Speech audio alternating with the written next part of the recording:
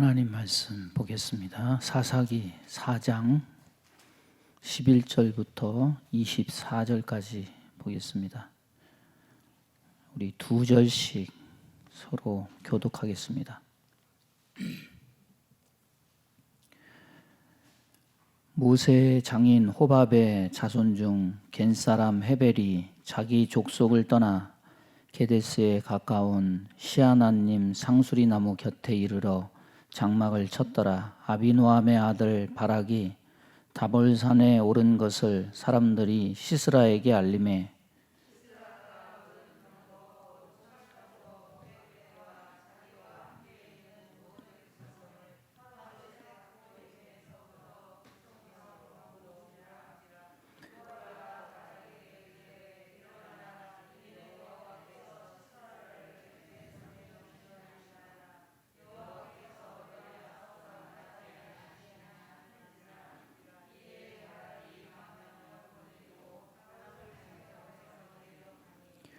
여호와께서 바락 앞에서 시스라와 그의 모든 병거와 그의 온 군대를 칼날로 혼란에 빠지게 하심에 시스라가 병거에서 내려 걸어서 도망한지라. 바락이 그의 병거들과 군대를 추격하여 하로셋 학고임에 이르니 시스라의 온 군대가 다 칼에 엎드러졌고 한 사람도 남은 자가 없었더라.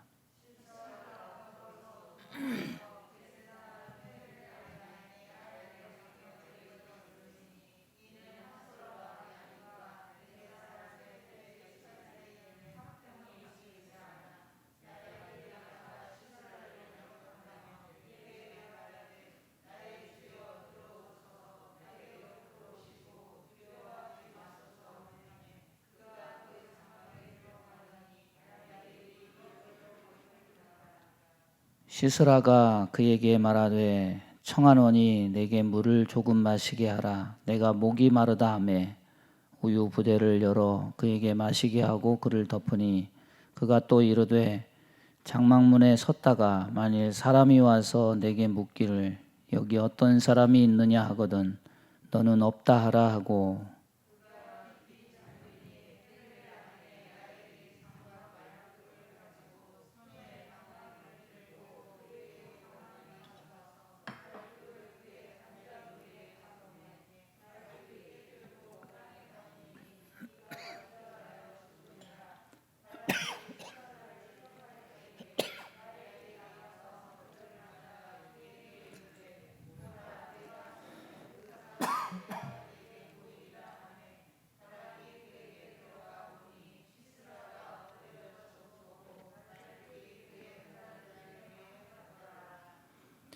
한 절씩 읽습니다. 이와 같이 이날에 하나님이 가나안 왕 야빈을 이스라엘 자손 앞에 굴복하게 하신지라.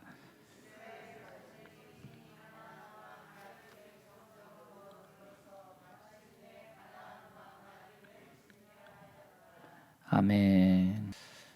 오늘 봉독한 말씀 가지고 젖과 꿀이 흐르는 땅 이런 제목으로 함께 은혜 나누겠습니다. 사사기에서 구원과 타락이 반복되는 것을 보고 있는데 이 구원은 하나님의 일이죠. 인간은 구원을 어떤 사람이 가지지 못한 큰 힘, 무력, 또 권력, 이 재력, 눈에 보이고 손에 잡히는 이런 것을 전제하고 기대하는데 성경에서 보는 이스라엘의 그 하나님의 구원은 눈에 보이는 조건들이 아니죠. 하나님 자체도 눈에 보이지 않고 또 눈에 보이는 조건들이 아니라 전적으로 하나님의 방법으로 주어져요. 요단강을 건너고 홍해를 건너고 그 다음에 여리고가 무너지고 이런 모든 단계들을 보면은 그건 사람의 방법이 아니에요. 그렇기 때문에 구원이 하나님께로부터 온다면은 우리는 어떤 인간적인 기대, 인간적인 생각 이걸 비우고 버려야 됩니다. 하나님은 하나님의 일은 하나님이 스스로 하시고 사람이 생각지 못한 방법으로 행하심을 우리가 믿고 나가야 됩니다. 이것이 믿음이죠. 이스라엘 백성들의 범죄는 하나님을 믿고 하나님을 좋아하고 하나님을 기뻐하고 이런 데서 멀어지고 오히려 세상적인 조건들을 좋아하고 그걸 기뻐하고 그걸 자랑 삼고 이런 데서 기인하죠. 오늘 제목이 젖과 꿀이 흐르는 땅인데 하나님이 주신 젖과 꿀이 흐르는 가나안 땅으로 가서 이스라엘 백성들이 젖과 꿀이 흐르는 행복을 맛보는 게 아니라 지금 어려움을 맛보고 있습니다. 젖과 꿀이 흐르는 땅이다. 젖과 꿀은 고단백 음식이죠. 젖과 꿀이 흐르는 땅은 그 이스라엘은 땅 토질이 좋아서 초목이 무성해서 우유를 많이 생산하는 젖소들을 잘 키울 수 있는 데인가 보다. 땅이 기름져서 농사가 잘 되는 곳인가 보다. 도처에 꿀이 많은 그런 땅이어서 그렇게 얘기했나 보다. 그런데 실제 가보면은 이스라엘 땅은 젖과 꿀이 흐르는 땅이 아니죠. 이 가나안 땅은 우리가 아는 대로 중동 지방입니다. 이 태양이 가까이 지나가는 지방인데 적도는 아니어도 위도상 한낮에 그 태양이 40도 정도 막 이렇게 강렬하게 내리쬐는 그런 곳이죠. 거기서 잘 되는 농사가 있어요. 잘 되는 농사는 포도 농사, 그 다음에 올리브, 이거는 뭐 스페인, 프랑스, 이탈리아 뭐 이 지중해 세계 전체 보면은 거의 같은 위도니까 그곳에서 나는 것들이 뭐 와인, 뭐 올리브유 이런 것들이잖아요. 또 뭐 또 있냐면은 무화과. 이 무화과도 일조량이 많은 곳에서 난대요.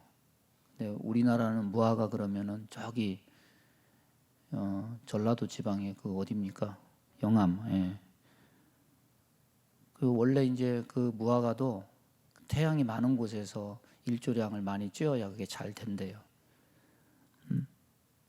그래서 성경에 보면은 이 세 가지 작물이 많이 있죠. 무화과, 포도나무 이런 거는 그냥 길가에 그냥 널린 것처럼 있는 그런 거죠. 자, 왜 젖과 꿀이 흐르는 땅이라고 했을까? 이 드보라와 바락의 사건을 통해서 보면은 그 의미가 무엇인지 우리가 깨달을 수 있습니다. 자, 첫 번째는 뭐냐면 드보라의 이름 뜻이 뭡니까? 꿀벌이죠, 꿀벌. 근데 이 드보라가 한 일이 뭐냐면 드보라는 장수가 아니에요. 드보라가 한 일은 뭐냐면 하나님의 사사로서 그가 한 일은 종려나무 아래에서 말씀을 가르치고 지도했습니다. 당시 사람들은 꿀을 어디서 얻었냐면은 이 종려나무를 어떻게 해서 하면은 거기에서 이게 달짝지근한 시럽이 나온대요. 그거 뭐 어떻게 하는지는 모르겠지만 그걸 이렇게 추출해 가지고 꿀로 사용했다는 그런 얘기가 있는데 이 드보라의 이름 뜻이 바로 꿀벌이에요. 꿀벌. 드보라는 결혼한 여인입니다. 한 남편의 아내예요. 그리고 하나님의 사사로서 그가 평소에 한 일이 뭐냐? 종려나무 아래에서 말씀 가르치고 백성을 재판하는 일을 했습니다. 시스라의 막강한 군사력 앞에 이 드보라가 하는 일은 드보라의 입지라든지 아니 무슨 여자가 이스라엘을 구원할 수 있어? 아니 구원하려면 군사들을 훈련시켜야지 뭔 종려나무 아래에서 뭐라는 거야? 뭐 이렇게 격하시키고 주목받지 못하죠. 한 남편의 아내, 여자예요. 무력과는 아무 상관없는 일이라서 이런 사람이 이스라엘의 구원에 무슨 역할을 할 수 있을까? 그런 마음을 가집니다. 차라리 여자인 드보라를 택하지 말고 아예 처음부터 용사 바락을 택하면 안 될까? 그렇지 않아요. 하나님은 여자라서 안 되게 하는 것도 아니고 하나님은 남자라서 힘이 있어서 가능하게 하는 것도 아니에요. 남녀의 성별이 중요치 않습니다. 힘의 차이가 이스라엘을 구원하는 것도 아니에요.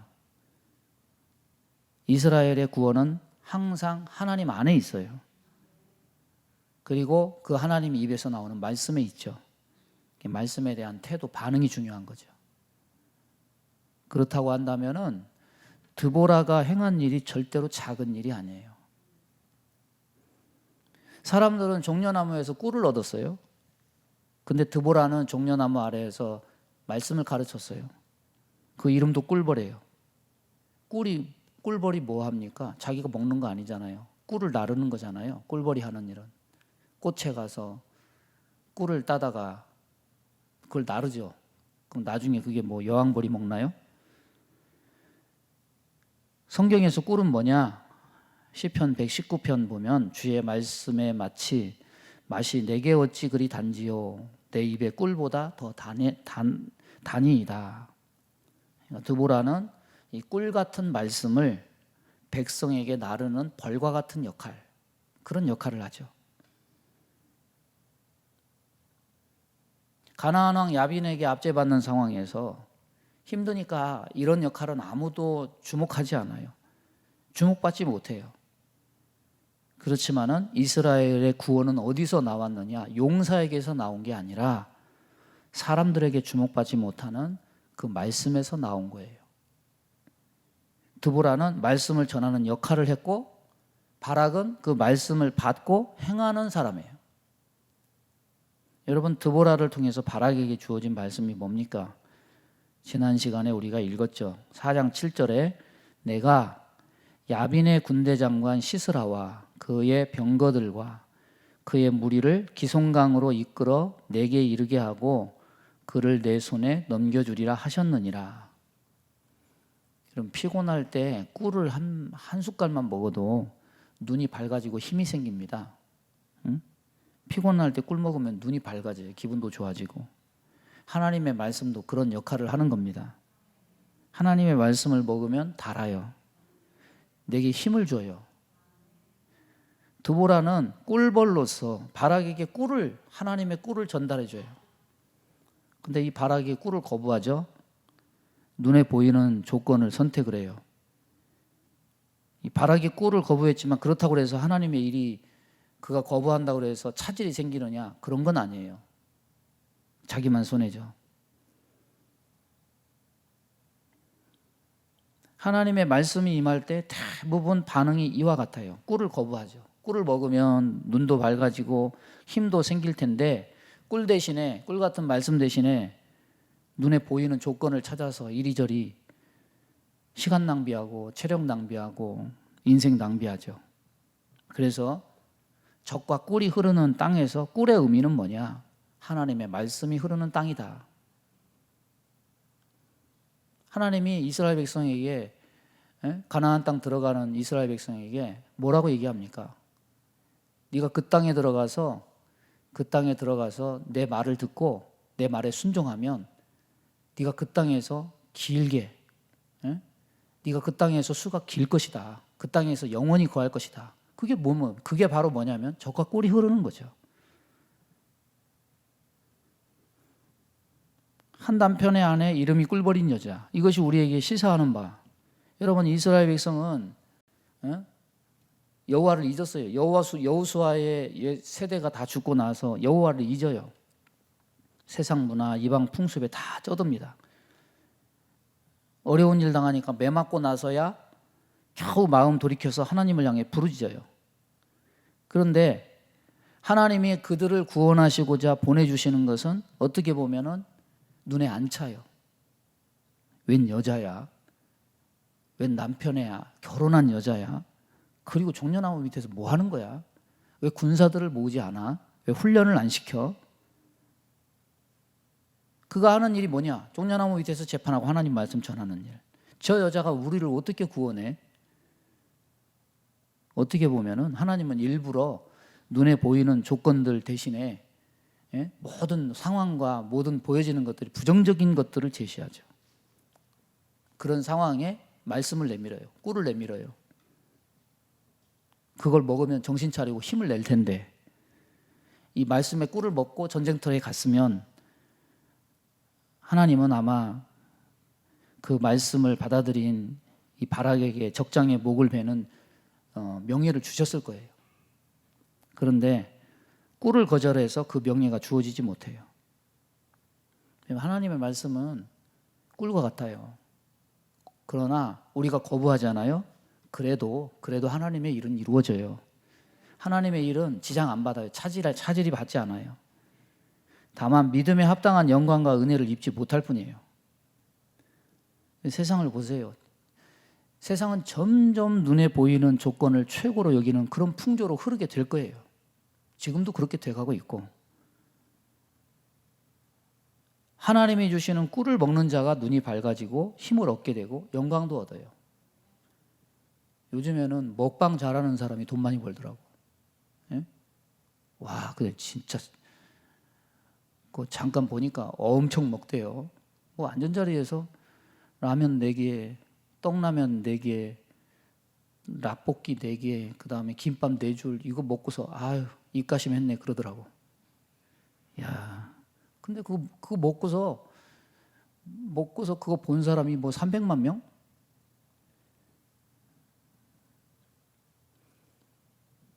세상에서는 먹으면 돈도 벌고 그게 사람들에게 명예가 되지만은 우리는 그거 대신에 뭐 먹어야 되느냐? 하나님 말씀의 꿀을 먹어야 돼요.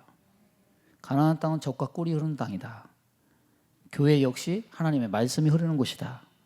이곳에 오면 우리는 꿀을 얻게 된다. 꿀을 먹을 수 있다. 이것이 내게 생명이다. 이거 잊지 않아야 돼요. 사사기에 보면은 모든 어려움이 오는 것은 결국 말씀을 잃어서잖아요. 항상 꿀을 먹고 힘을 얻어서 하나님의 은혜를 회복하는 저와 여러분 되기를 바랍니다. 그럼 저주의 의미는 뭐냐? 두 번째로 이제 바락이 10,000명의 군사를 이끌고 다볼산에 진을 치죠. 이제 가나안 왕 야빈이 그 군대 장관 시스라에게 명령을 해서 모든 병거 900대를 다 모으고, 그 사람들이 자기들의 있는 모든 군사를 다 모으고 10,000명을 봤을 때 어땠을까요?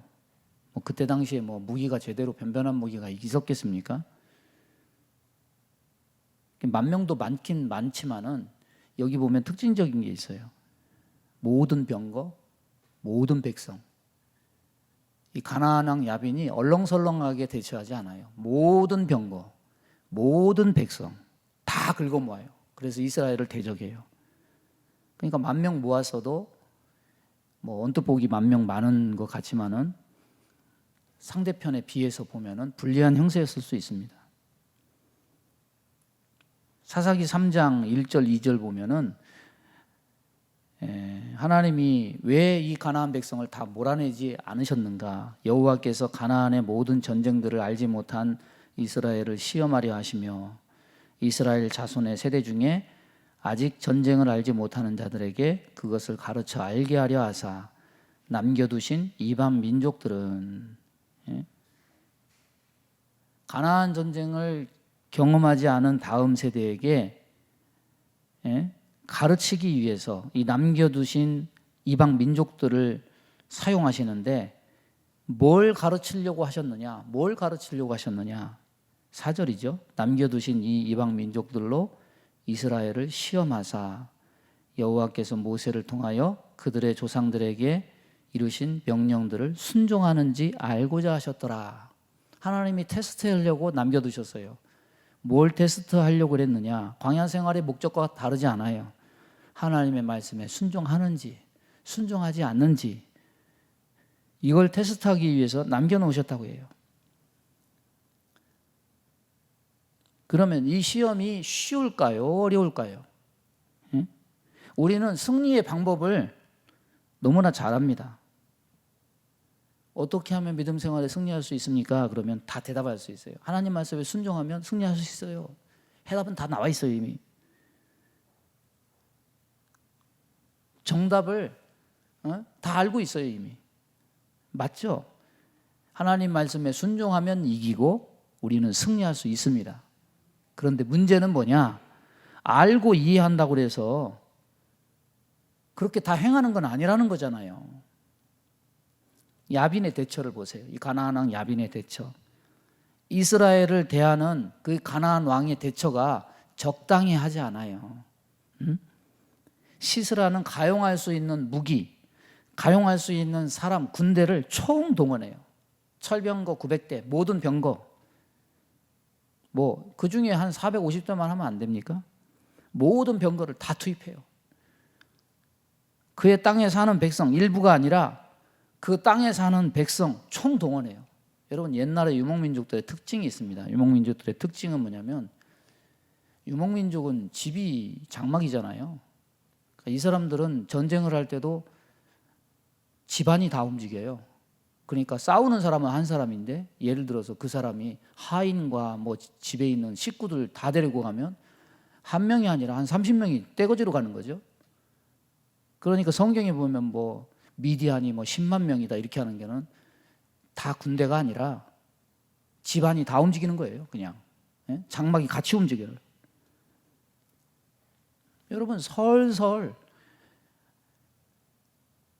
우리를 대적해오는 그 어둠의 세력들이 우리에게 대적해올 때 설설 그냥 주머니에 손 놓고 이게 이길 수 있는 그런 상황이 아니라는 거죠. 홍해에 들어가기 전에 애굽의 왕이 어떻게 합니까? 이 애굽에 남은 모든 병거를 다 모으죠. 다 모아요. 총력전입니다. 총력전. 바락은 두려움에 사로잡혀서 드보라가 같이 안 가주면은 내가 한 발짝도 떼지 않겠다. 치마폭 붙들고 지금 떼를 쓰고 있지만은,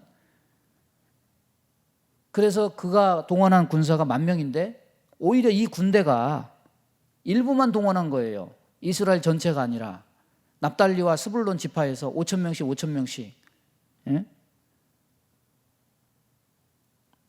그러니까 이 하나님 말씀에 순종하면 반드시 이기고 승리한다. 이 신앙의 공식은 다 알고 있어요. 답을 이미 알고 있어요. 그렇다 해도 시험을 대충 칠 수 없다는 거예요.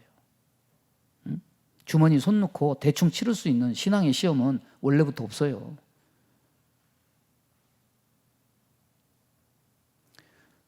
자동차 운전해요. 자동차 운전할 때 사고 안 내고, 저는 최고의 운전은 안전운전이 최고의 운전인 것 같아요. 그냥 막 빗사이로 막 가듯이 막 그냥 종횡무진하고 해서 그냥 서커스 하듯이 그렇게 하는 게 진짜 운전 잘하는 게 아니고, 안전하게 출발해서 안전하게 도착하는 게 운전 잘하는 거죠. 근데 그것도 내 마음대로 안 되는 때가 있어요. 언제입니까? 내가 모르는 사이에 뒤에서 와서 받으면은요, 그건 어쩔 수가 없어요. 시험이 이와 같은 거예요.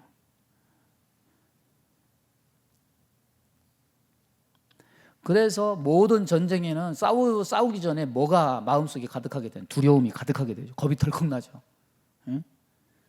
세상의 모든 것 다 동원해서 우는 사자와 같이 막 달려들어요. 대부분의 사람은 겁에 질려가지고 싸울 생각을 못해. 그냥 다 내려놔버려요. 겁부터 지레 먹어서 말씀에 순종하기는커녕 변명이 오히려 나와요. 이래서 못했어요, 저래서 못했어요. 그걸 거부하면 내가 사자굴에 던져져요. 그걸 거부하면 내가 풀무불에 던져져요. 어쩔 수 없잖아요. 이렇게 되는 거죠. 말씀을 지켜야 됩니다. 말씀대로 살아야 됩니다. 근데 유황불에 던진다는데 어떡합니까? 그래서 나는 못해요. 이렇게 되는 거죠. 안 그렇습니까? 모든 병과 모든 백성. 그냥 다볼산에서 그 광경 봤을 때 이 바락도 그냥 얼어붙은 거죠. 하나님의 말씀은 드보라를 통해서 바락에게 2번 전해져요. 한 번은 뭐냐? 네가 나가서 가면 시스라의 목을 너에게 줄 것이다. 근데 처음엔 거절했죠. 근데 이제 드보라가 다볼산에서 전쟁터에서 얼어붙은 이 바락에게 2번째 말씀을 전해요. 14절 따라서 보겠습니다. 일어나라. 이는 여호와께서 시스라를 내 손에 넘겨주신 날이라. 여호와께서 너의 앞서 나가지 아니하시느냐. 주저하는 바락에게 드보라가 용기를 줍니다. 바락은 첫 번째 말씀은 거절했지만은 이 두 번째 말씀에는 순종의 발을 떼요. 이 다볼산, 제가 성지순례 가서 다볼산도 가보고 갈멜산도 가봤는데, 다볼산은 예수님 나신 그 나사렛 근처고요. 갈멜산은 이쪽 지중해 면에 있죠. 그래서 이렇게 돼 있어요. 이렇게. 이 가운데는 뭐냐?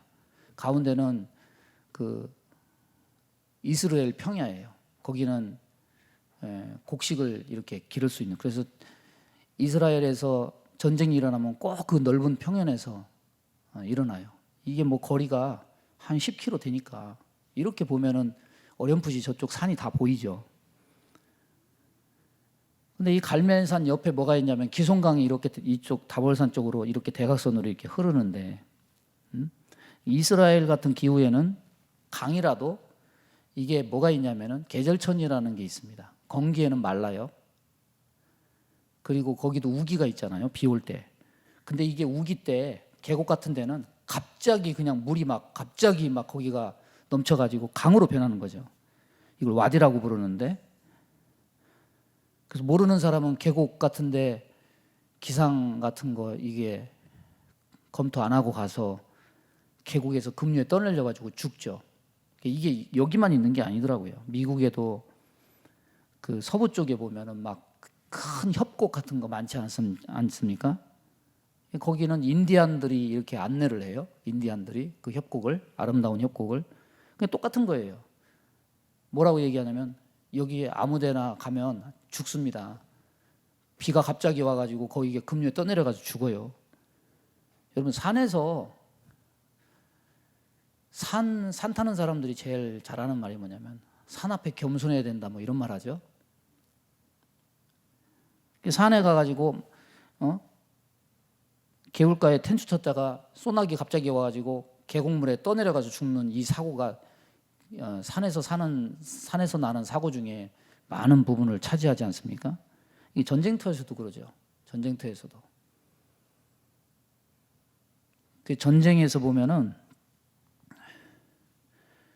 제일 역사상에 정복하기 힘든 데가 어디냐면 유럽에서는 러시아죠. 나폴레옹이 거기 갔다가 가을쯤 되면은 거기 저 유럽에서 러시아까지 모스크바까지 가려면 뭐 한 1000km 되나요? 네? 그럼 가요. 이렇게 가. 그럼 우크라이나쯤 가서 이렇게 비가 와요. 가을비. 그러면 거기 그냥 막 진흙창이 되는 거예요. 진흙창. 겨울에 거기 도착하면은 뭐 죽는 거죠. 60만 대군 끌고 갔다가 결국에는 거기서 다 얼어 죽고 그래가지고 나중에 나폴레옹이 감옥 가잖아요. 독일도 똑같죠. 막 탱크로 막 밀고 갔는데 가을에 비가 오니까 이게 마차든 뭐 탱크든 막 거기서 막 빠져나오지 못하는 거죠. 그리고 거기 가서 겨울이 됐어요. 그 결국 패전하죠. 시스라가 다볼산 밑에 기송강까지 900승을 끌고 우기양양하게 왔는데, 이때가 우기가 아닌데 건기인데, 예? 여기를 지나는데 아마 비가 왔던가 봐요. 여기 15절에 보면 뭐가 있냐면 군대 장관 시스라가 철병거를 버리고 걸어서 도망갔다. 예? 강이 범람하고 땅이 질척거릴 때 하나님이 그들을 이스라엘 손에 붙이신 거죠. 그래서 병거에서 내려서 어디로 갔느냐? 이 게데스를 거쳐서 하솔로 도망가려고 그랬는데 중간쯤 게데스에 누가 있었느냐? 모세의 장인 호밥의 자손, 이 겐 사람이라고 그러죠. 겐 사람. 헤벨이 있었습니다. 그 왕 야빈하고 헤벨의 집은 화친을 맺어서 헤벨의 아내 야엘이 웃는 낯으로 영접을 해요. 근데 시스라가 경계를 하니까 들어오세요. 두 번이나 얘기를 하죠. 물을 달라고 하니까 야엘이 우유 부대를 열어서 거기서 발효된 우유를 주니까 시스라가 긴장이 풀어져서 깊은 잠에 빠져요. 근데 헤벨의 아내 야엘이 뭐 했느냐? 그가 잠자는 사이에 장막을 칠 때 땅에 박는 말뚝, 그리고 나무 방망이, 나무 망치, 이걸 가지고 와가지고 시스라의 관자놀이 여기다가 말뚝을 박아서 죽이죠. 철번거 900대 20년간 이스라엘을 괴롭힌 그 주역이 누구에게 줬느냐? 하나님의 말씀대로 여인의 손에 파겠다. 이 야엘, 여인의 손에 허무하게 죽어요. 여러분, 야엘의 이름의 뜻이 뭐냐? 야엘의 이름의 뜻이 산염소예요. 산염소. 야엘이 시스라 적장에게 우유를 먹어서 재워요. 산염소가 젖을 갖다 준 거죠. 꿀은 말씀인데 젖은 뭐냐? 젖은 순종이죠. 여러분, 가나안 땅을 회복하려면은 꿀이 필요하고 젖이 필요해요. 젖이 뭐냐? 용기 있는 순종.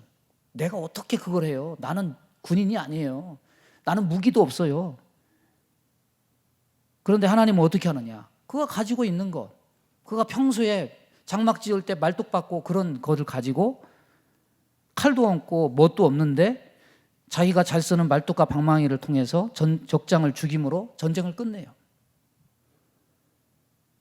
야엘은 여자예요. 근데 용기 있는 순종을 통해서 가나안 땅의 전쟁을 그치게 하고 평화를 가져와요.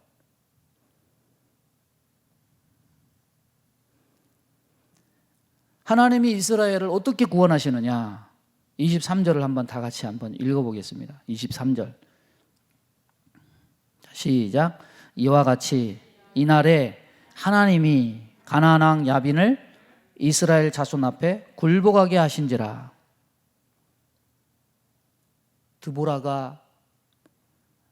드보라가 아니면 바락을 통해서 아니면 야엘을 통해서 어떤 한 사람을 지칭해서 영웅화할 수 있어요.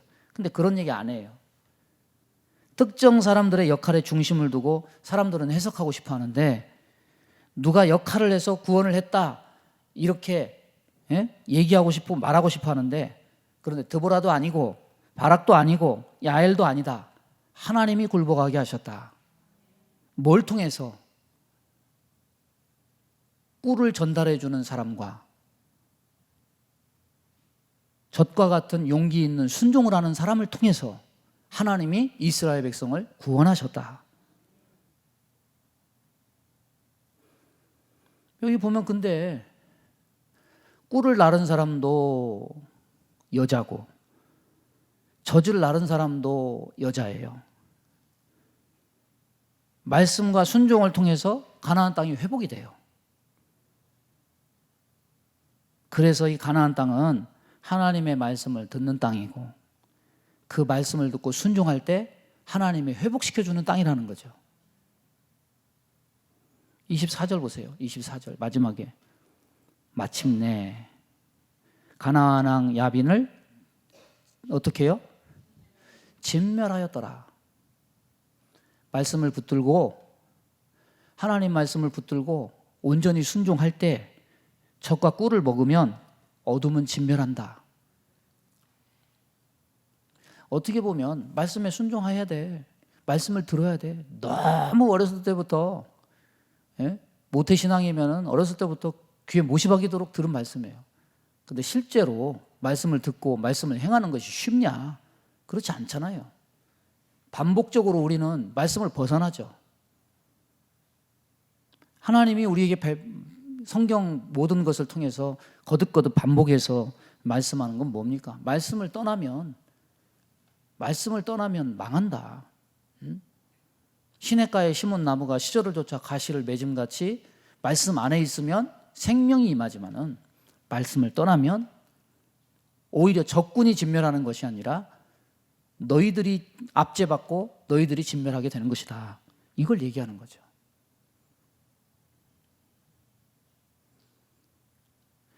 코로나에 대한 공포, 사람들은 걱정을 만들면서 사는 것 같아요. 코로나 닥치니까 백신 언제 나와 그러더니 백신 맞으면 죽으면 어떡해 이렇게 하더니, 이제 또 변이 바이러스 걸리면 어떻게 하더니 계속해서 만들어내. 막 걱정을 만들어내. 여러분, 우리 하나님 믿잖아요. 백신 믿는 게 아니라 때가 되면 하나님이 불러서 가겠죠. 뭘 그런 걸 걱정을 해요? 그걸 걱정하는 게 아니라 우린 뭘 걱정해야 되느냐? 젖과 꿀 못 먹을까 봐 그걸 걱정해야 돼요. 그것이 우리를 생명에서 멀어지게 하거든요. 응? 마침내 가나안 야빈을 진멸하였더라. 왜? 말씀 듣고 순종하면 결국 어둠은 떠나게 돼 있어. 진리는 단순하잖아요. 핑계대지 말고 변명하지 말고 진리를 붙들고 저와 여러분 믿음 안에서 살기를 주님의 이름으로 축원합니다. 우리 말씀 생각하면서 주여 한 번 부르고 통성으로 기도합니다. 주여 하나님 아버지 감사합니다. 오늘도 주의 말씀 우리들에게 허락해 주셔서 감사합니다. 이 말씀 듣고 온전히 행함으로 우리가 진멸당하지 아니하고 오히려 가나안 왕 야빈을 진멸하여 젖과 꿀이 흐르는 땅에서 그 생명이 길게 누려지는 귀한 자들 다 될 수 있도록 하나님 인도해 주옵소서. 예수님의 이름으로 기도하옵나이다. 아멘. 하나님 감사합니다. 하나님 우리에게 소망을 주시려고 하나님은 우리에게 말씀을 주시고 우리에게 은혜를 베푸심을 믿습니다. 그러나 귀가 있다고 듣는 것이 아니요 그 말씀을 들었다고 해서 행하는 것이 아님을 믿습니다. 하나님 우리의 완악한 마음을 깨뜨려 주셔서 언제나 꿀을 먹고 젖을 먹음으로 이스라엘 백성을 향해 하나님께서 말씀하신 것 같이 그 땅에서 내 생명이 길리라 하신 그 말씀 기억하고 이 어려운 시대 속에 하나님 말씀 붙들고 좌우로 흔들리지 않고 살아가는 귀한 백성 다 되게 인도해 주옵소서. 여러 가지 눈에 보이는 두려움들이 많지만 이런 거 생각하지 말고 혹시라도 내가 말씀에서 멀어지고 말씀을 온전히 행하지 못하고 오히려 세상에 있는 것들을 붙들고 우리가 하나님에게서 멀어질까 봐 그것들을 염려하고 그것들을 근심하는 자들 될 수 있도록 인도해 주옵소서. 망하는 근심이 아니라 망하지 않는 생명 안에 근심을 함으로 영생을 얻는 자들 다 되게 인도해 주옵소서. 믿음이 떨어질까 봐 하나님의 사업이 아버지 이 어려운 시대 속에 포기될까 봐 이런 것 때문에 마음 아파하고 기도하고 하나님께 간구하는 자들 되기 원합니다. 그리하여서 우리가 생명을 누리며 시냇가에 심은 나무가 시절을 쫓아 과실을 맺음같이 그 은혜 안에 살아가는 자들 다 될 수 있도록 인도하여 주옵소서. 예수님의 이름으로 기도하옵나이다. 아멘.